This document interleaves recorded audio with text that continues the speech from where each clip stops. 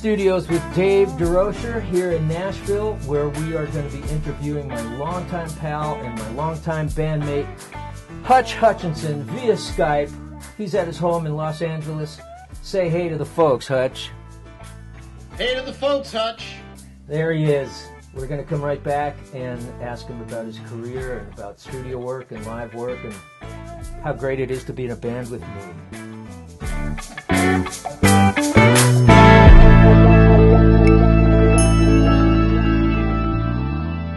So, Hutch, I'm looking here at a long list of people you've worked with, and it's not even near complete. These are just some highlights, and there's zillions.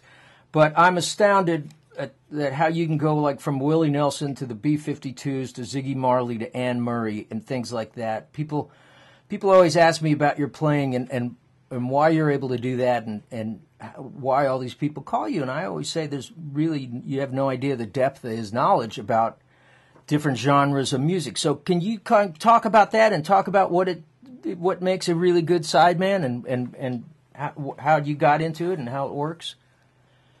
Well, I think that list probably somewhat reflects my tastes, which are broad unto themselves. Right. And I think I've been lucky enough to really have the opportunity to work with a wide variety of artists from different genres, from different locations, from different nations. I mean, it's a great thing. And it's great to see the similarities in who these people are and what they do sometimes, I think. Yeah, I guess, I mean, because music is a universal language and there are just so many things that apply to any genre. I recall a week in the mid-1990s when I worked with Garth Brooks, B.B. King, and Ziggy Marley, all in a matter of days. And wow. It was great seeing the similarities in what they do as artists. Yeah. And all participating to a certain extent, but also the difference in their cultures and the people they hung around with, and I mean their sort of entourage, and it was quite the experience. I mean that's a beautiful thing about what we do. I think as sidemen is that we get to experience these different cultures. Exactly. If we're lucky enough to be called for a wide variety of sessions. Yeah. So yeah, I think just the fact that you're that knowledgeable about it is why they call you before others. So. Well, I love music, and I think, of course, we know music takes many forms. Right. Even the last weekend, I went and played with Ry Cooder and the Chieftains with the Pacific Symphony Orchestra. And, the conductor of the symphony had worked with a number of pop acts over the years, of live shows, John Denver's conductor, all of these other sort of pop folk artists back in the day. Wow. But at the same time, I mean, there you had Ry, who's also similar in that respect, because Ry's so knowledgeable about so many different forms of music. Right. I mean, producing Gabby Panui and then going and finding the Buena Vista Social Club and his own body of work he was in the hallway showing some of the Irish guys some old Joseph Spence tunes. Wow. And he knew Joseph Spence and he knew Gabby Panui, and he learned to play these things from those guys. And it's really truly amazing to, I think, see that in anybody, to that appreciation of these forms. And when you really have the opportunity to work with the artists who are prominent in those different genres and forms, it's a real blessing, I think. It's true. It's so much of that missing. Great answer. Thanks. You bet.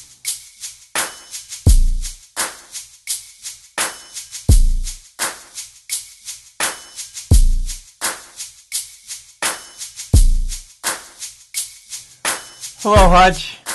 Hi, Dave. Very nice to meet you. Pleasure meeting you as well. I've seen you play so many times in different situations, probably more with Bonnie, and have heard you on records countless times. And, preparing for this, you look like a guy who's, on paper, you look like someone who's like constantly working in the studio and playing live and always going. It's a myth.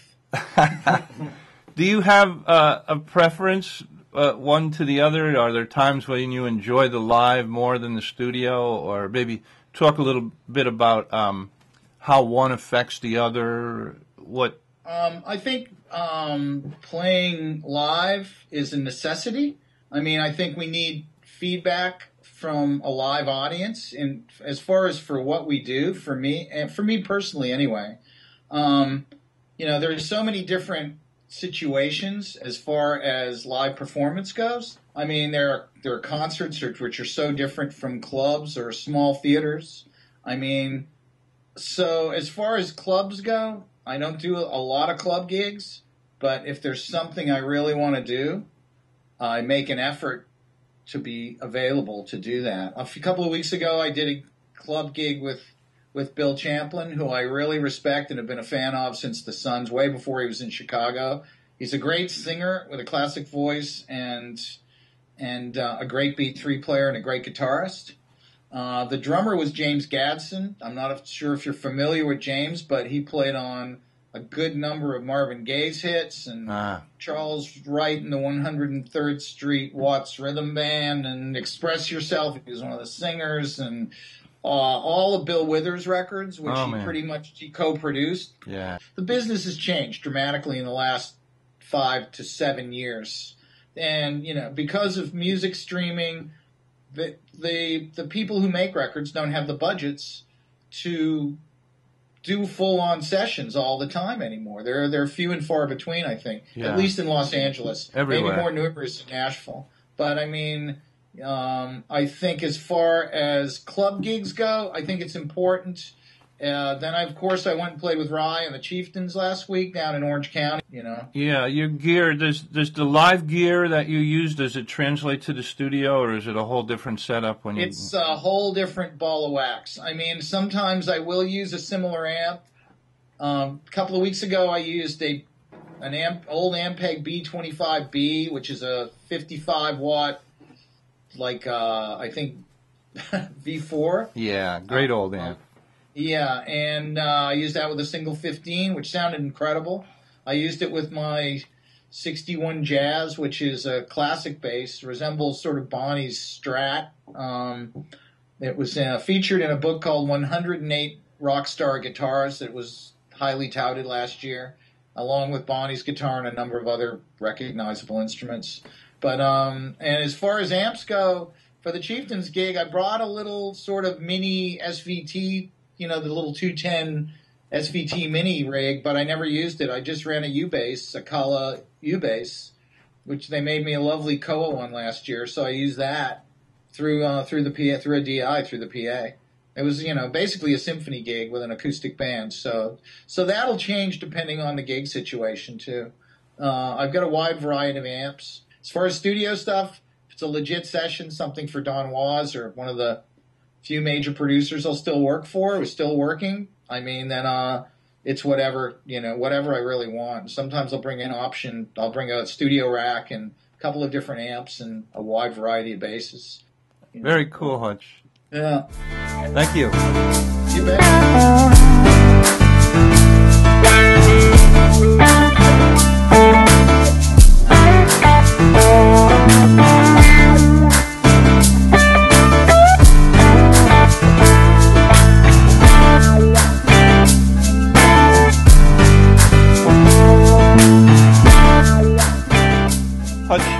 Do you remember, how old you were when you played your first professional gig? When you really felt like, I've come up a level here. This is really something. My first professional paying gig, I think I was 11 years old, and 11 or 12, and I actually sort of doubted my memory for many years. And my mom, who passed away in 2006, before she passed away, I was able to spend some time with her and clarify a few things about my life and my family. And one of the things was, was I really working at age 12? And she said to me, you know what, if it was nowadays, I wouldn't let you out of the house. But I actually was. I was doing gigs and making almost as much as some club gigs pay today. Although I was working basically dances, and I was playing with people who were considerably older. I mean, maybe 8 to 10 years older in some cases. Yeah. So I think I was making, $30, $35 a gig. And for a 12-year-old in 1966, Nice. that's 65. That's a lot of money. The only other paying job I ever had, I worked at the Boston Museum of Science in the Live Animal Center. I was started out as an assistant curator, and then I became a junior curator, and I handled animals for some of their live shows, owls and hawks and a lot of birds of prey, actually. That experience comes in handy in the music business, doesn't it? It totally does. Handling animals. Can you tell us, Hutch, about a few of your major influences? What where your style came from, how that all evolved? Initially, I think Chuck Rainey was and still is a big influence. Personally, as well. I mean, some of the people who were my influences, I think back in the day, I ended up becoming friends with over a period of time. Initially, a lot of upright players, Paul Chambers, Richard Davis, who played on a lot of pop, and Paul Chambers died at a young age, but he played on some of the greatest jazz records of all time. Most of the great Miles records in the late 50s and 60s. Did a lot of great records himself. Charlie Mingus, Richard Davis was on a lot of Roberta Flack and pop stuff back in the day too. But prior to that, he was a great jazz bassist, and he's became a really fine music educator. I believe teaching in maybe Wisconsin. Carl Radle, big influence, who I saw his name on records back in the 60s. Most people don't know that he and Jim Keltner were the rhythm section for Gary Lewis and the Playboys. Juan Formel, great Cuban bassist, passed away last year. He had a band called Los Bonbon, and definitive Cuban band. Cachao, also another great Cuban bass player, who I had the pleasure to meet and hang and study with for a minute. Tommy Cogbill, down in Nashville and Memphis, and Muscle Shoals. Great and sort of unrecognized bass player. I think he's played on Funky Broadway. I mean, so many great soul records. He was part of that, along with Roger and Dave and Jimmy Johnson and Spooner and all those guys down in Muscle Shoals. Aston Barrett, family man from the Wailers, big influence on me. I still sort of reference him for parts I play, and I hear him creeping out and bass lines that I come up with, and even a lot of Bonnie stuff, sort of. George Porter in New Orleans. Yeah. A dear friend and somebody I first saw with the Meters when they were, I believe, Art Neville and the Neville Sound when I was in New Orleans in the late 60s, early 70s. They were playing a place called the Ivanhoe on Bourbon Street, where I first saw them.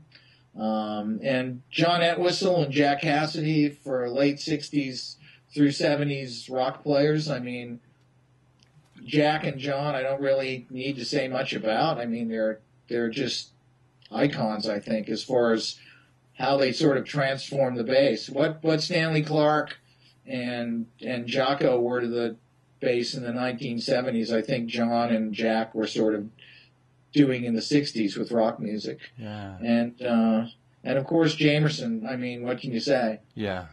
And he went way too young and never really had the chance to branch out aside from the Motown stuff he did. So, a lot of people over the years. I think you need to pick the best of these different styles and incorporate them into what you do, if you can. It's great to hear.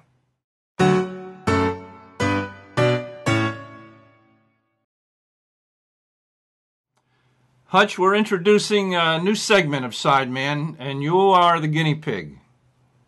It's the lightning round portion of Sideman. We're looking at your list of credentials. George and I are going to give you a name, and in 6.5 seconds or less, you have to give us the first thing that comes to your mind about that particular artist. Why do I feel like I'm on Cash Cab all of a sudden? You don't get any money for this. Just don't even think about it. Are you ready, Hutch? Yes, I am. Roy Orbison. Legendary. Boz Scaggs. Friend. Willie Nelson. a neighbor, a super intelligent human being who does a lot of great work, who writes great songs, and is still active at 83 years of age. The B-52s. Hilarious.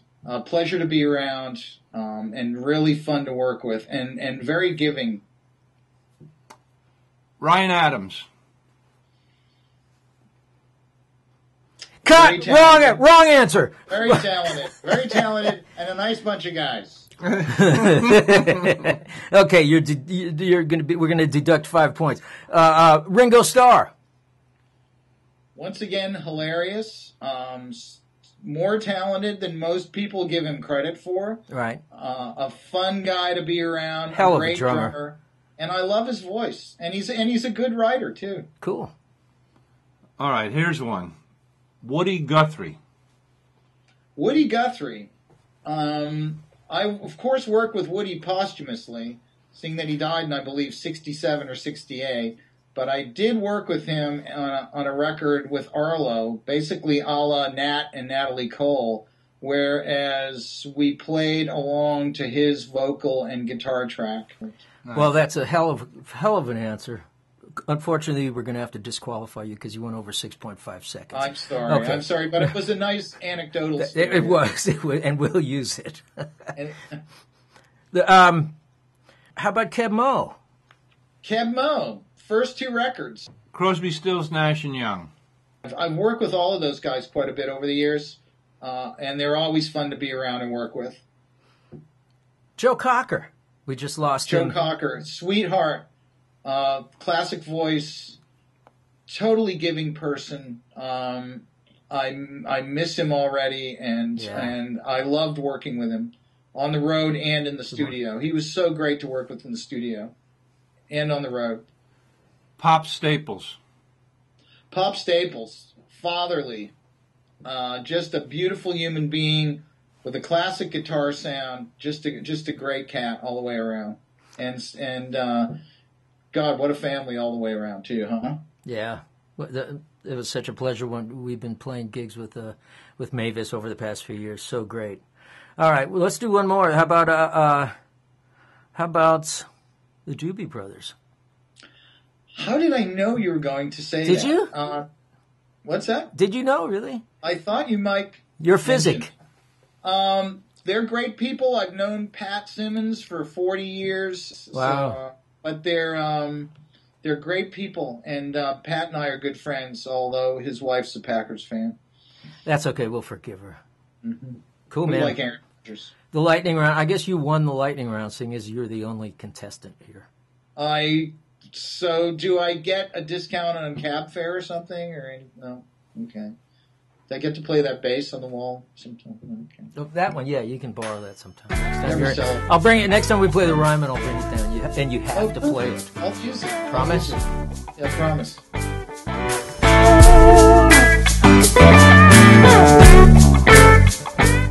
We want to say thanks to our good friend Hutch Hutchinson for joining us today and being part of the new segment of Sideman, the lightning round.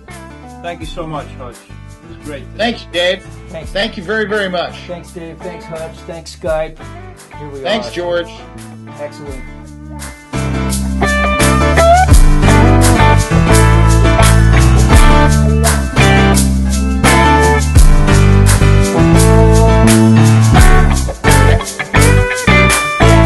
Okay, that's good. Taj Mahal.